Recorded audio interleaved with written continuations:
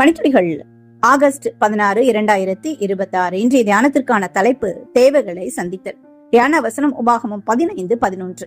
சிறுமைப்பட்டவனும் எளியவனுமாகிய உன் சகோதரனுக்கு உன் கையை தாராளமாய் திறக்க வேண்டும் என்று நான் உனக்கு கட்டளையிடுகிறேன். இன்றைய பணித்துளியை எழுதினவங்க அவருடைய நண்பருடைய வாழ்க்கையில நடந்த ஒரு சம்பவம். அந்த சம்பவம் அவரை வேறு ஊழியங்கள் செய்யும்படியாய் தூண்டியதை பற்றி நம்மோடு இன்னைக்கு பகிர்ந்துக்கிறாங்க. இவருடைய நண்பர் வீட்டை ஒரு பெண் தினமும் வந்து தட்டி காலி பிளாஸ்டிக் பாட்டில் இருக்குதான்னு கேட்பாங்களாம். அதை தினமும் வாங்கிட்டு போய் அதை விற்று அவங்களுடைய வாழ்வாதாரத்தை கழித்து கொண்டு வந்தாங்களாம்.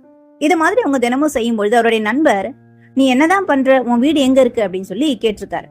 அதற்கு அந்த பெண், எங்க வீட்டுக்கு வந்து பாருங்கன்னு சொல்லி ஒரு மோசமான ஒரு சந்து பந்தெல்லாம் கூட்டிட்டு போயிட்டு அவங்களுடைய இடத்தை காட்டியிருக்காங்க. அந்த இடம் ரொம்ப மோசமான குறுகலான பாதை வழியா போற இடம், அவங்களுக்கு படுக்க கூட இடம் இல்லை. அதனால இவருக்கு ஒரு எண்ணம் தோணுது, அவங்களுக்கு ஒரு சின்ன கூடாரத்தை அமைச்சு இங்க படுத்துக்கோங்கன்னு சொல்றாரு. இப்ப அவருக்கு இன்னொரு யோஜனையும் வருது. அவர் ஒரு கிறிஸ்தவர் ஆனதுனால ஆன்லைன்லயும் திருச்சபை ஸ்தலத்திலேயும் இந்த மாதிரியான கஷ்டப்படுறவங்களுக்கு நாம ஒரு கூடாரம் அமைச்சு தரணுங்கிற ஒரு பிளான் பண்றாரு. அது போலவே அவர் மற்றவங்களுக்கு ஒரு கூடாரம், ஒரு சிறிய வீடை கட்டி கொடுக்குறாரு. இது அவருடைய ஊழிய பங்கா செய்து கொண்டு வராராம்.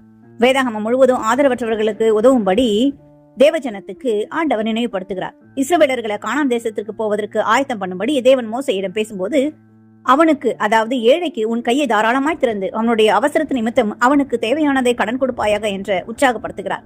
இது உபாகமம் 15:8 நம்ம வாசிக்கலாம். உபாகமம் 15:11 தேசத்திலே எளியவர்கள் இல்லாதிருப்பதில்லை என்றும் அந்த வேத பகுதி அறிவிக்கிறது. இது உண்மை என்பதை அறிவதற்கு வெகு தூரம் போக வேண்டியதில்லை.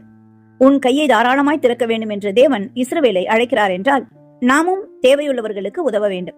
ஒவ்வொருவருக்கும் உணவு, தங்குமிடம் மற்றும் தண்ணீர் அவசியம். நம்மிடத்துல அதிகமா இல்லை என்றாலும் மற்றவர்களுக்கு பகிர்ந்து கொடுப்பதா இருக்கட்டும் அல்லது உடையை கொடுத்து உதவுவதா இருக்கட்டும், நம்மால முடிந்த சிறிய உதவிகள் பெரிய மாற்றத்தை ஏற்படுத்தக்கூடும். இன்றைய தேவைகள் என்று நீங்கள் பார்த்த கேள்விப்பட்டவைகள் என்ன என்பதையும் அவைகளில் அவர்களுக்கு உங்களால் என்ன உதவி செய்ய முடியும் என்று யோசித்து பார்க்க வேண்டும். மத்தேயு 25 வசனங்கள் 37-40 வரைக்கும் ஆண்டவர் ஒரு ஓமையை சொல்றாரு. அது ஓமையா இருந்தாலும் பரலோகத்துல நடக்க போகிற ஒரு காரியத்தை குறித்து சொல்லுகிறார்.